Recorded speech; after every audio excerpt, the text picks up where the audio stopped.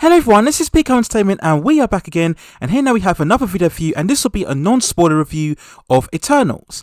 Now Eternals is the 26th superhero entry within the ever-growing, expanding Marvel Cinematic Universe, and it's the third movie entry this year within Marvel's Phase 4, following Black Widow and Shang-Chi and the Legends of the Ten Rings.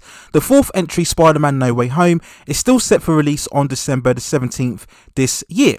Now Eternals was recently released worldwide on November the 5th, 2021, and has a huge ensemble cast starring Gemma Chan, Richard Madden, Kit Harington, Laura Ridloff, Kamali Nanjiani, Salma Hayek and Angelina Jolie, and it was directed by Chloe Zhao, who made the Oscar-winning film last year, No Man Land.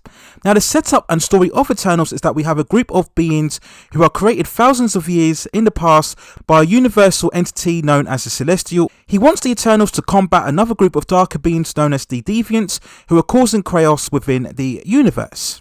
Over many centuries, the Eternals fight these threats to protect the humans on planet Earth, but they are ordered never to get involved in the planet's affairs or history. But after a long period of peace, the Eternals reform again to take on a new breed of Deviants, and also the threat of an emergence which will result in the destruction of planet Earth.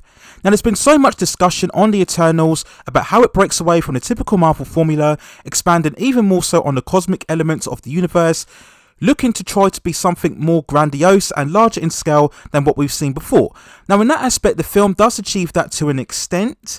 There's no denying the ambition and scope throughout this film. Despite some more comedic moments, this is very much more of a serious, very weighty film, introducing more heavy themes, concepts and ideas. Throughout the movie, we talk about the creation of existence, who has the right to meddle in human history and events, when is it right to get involved, when is it right to stay away.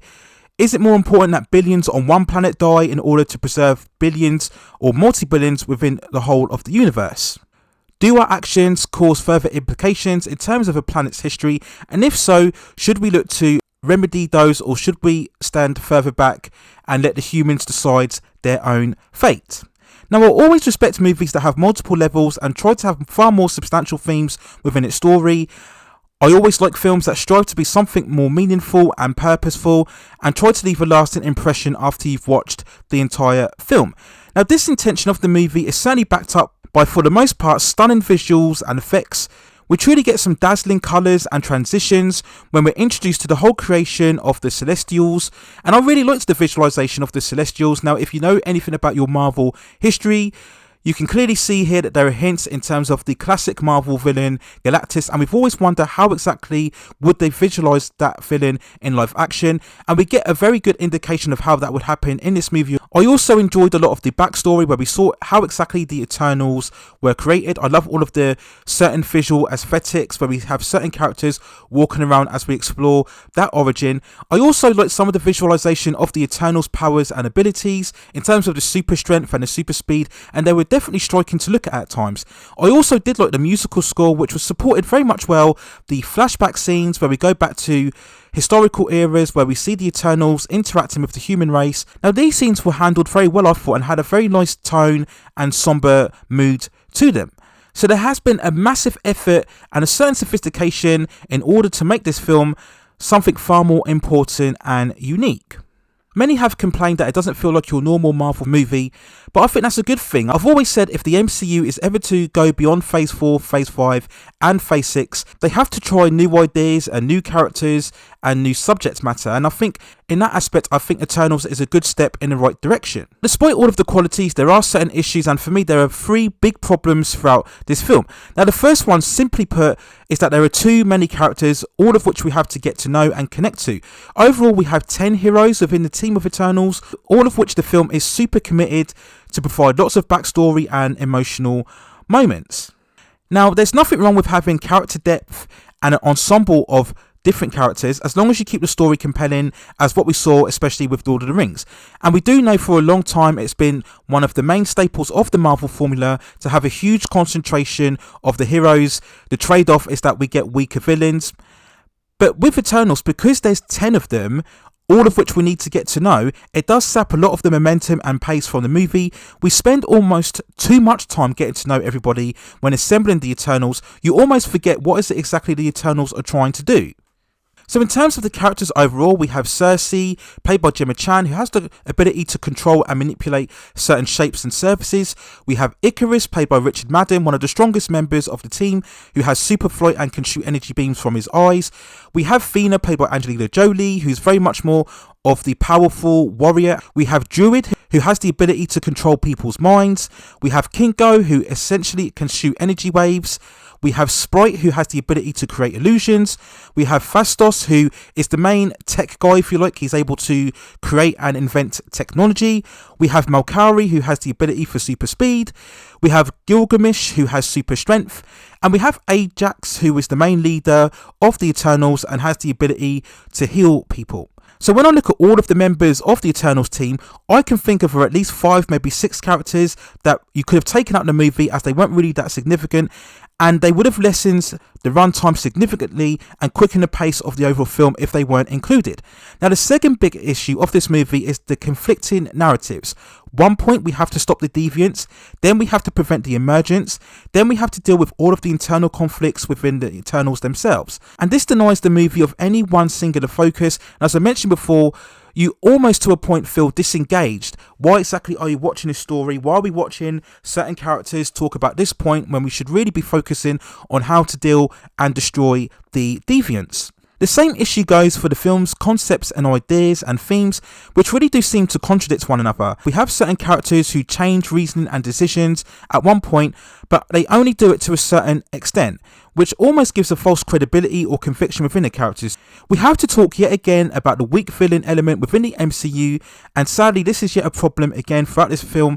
When I reviewed the trailers for Eternals, I stated my concern that the Deviants, who for me were very interesting in terms of their concept, would overall just turn out to be far more generic cannon fodder for the Eternals to take out. And sadly, this is just the case. For the most part, the Deviants are just these hulking monster aliens who have a certain force and strength about them, but you just don't feel any real sense of threat or suspense when they appear on screen. And just to compound that even further, there is a certain twist and revelation 3/4 of the way through the movie that I believe really takes away any edge in terms of a villain or an overall antagonist. Now, some people have argued for many years now that the basic narrative of the good guys versus bad guys is very stale and takes away any value from the storytelling. But at least with that sort of narrative, it gives the film a certain compelling drive and focus. And certainly when we get to the final big battle of this movie, as what we get with all Marvel films, it really does feel a bit disjointed. You're kind of unsure of which fight is more important than the other fight in general, without spoiling it too much. In terms of the cast, the actors for the most part were really fine. Out of them, I'd probably say that I liked Gemma Chan the most as Cersei. I thought Salma Hayek was quite good as Arjak, the main leader. I have to say I didn't like Kumali Nanjiani. I just felt he was the typical forced comic relief. He has another sidekick along with him, and you can really tell that this was a conscious effort made here by the filmmakers, because they appreciated that we were having such a serious and heavy themed movie. You needed some sort of levity within the film, but whilst not terrible, I just don't think much of the humour really landed, and it was really unnecessary for the most part. A lot of the other characters did lack a certain personality. There were some characters that were just downright unlikable in my opinion, and that really proved to the movie's detriment. Other main actors were really wasted, and as I mentioned before, you really questioned their overall involvement throughout this film. Now, funnily enough, when we talk about the endless Marvel versus DC debate, we did get certain references to classic DC heroes in the film. Not only that, but certain members within the Eternals and their abilities gave so much reference to certain DC superhero characters. I'm not sure how deliberate that was, but I will expand on that more within the spoiler review. But there is a certain irony here where we are dealing with far more powerful, almost godlike characters. How much this MCU movie has in common or in connection with the DC universe itself. So if I had to give a score for Eternals, I would give it a 6.2 out of 10. It's very ambitious, there's a certain epic scope with potentially interesting and compelling themes, trying to break out of the usual Marvel formula, but sadly it's let down by perhaps too many characters and themes and concepts that it tries to juggle throughout its 2.5 hour running time. It doesn't execute those themes as soundly. Now, just quickly to mention, there's been so much discussed and debated over the certain diversity and representation about this movie. So for example, it's been very much advertised that in this film we will get the first sex scene within the MCU, we'll get the first gay kiss within the MCU. This is the first MCU film to have lots of LGBTQ representation, and I've got to be honest with you, it really isn't that big of a deal in this film. All of those aspects, they really are just fleeting moments. You just watch them briefly and they're quickly forgotten about.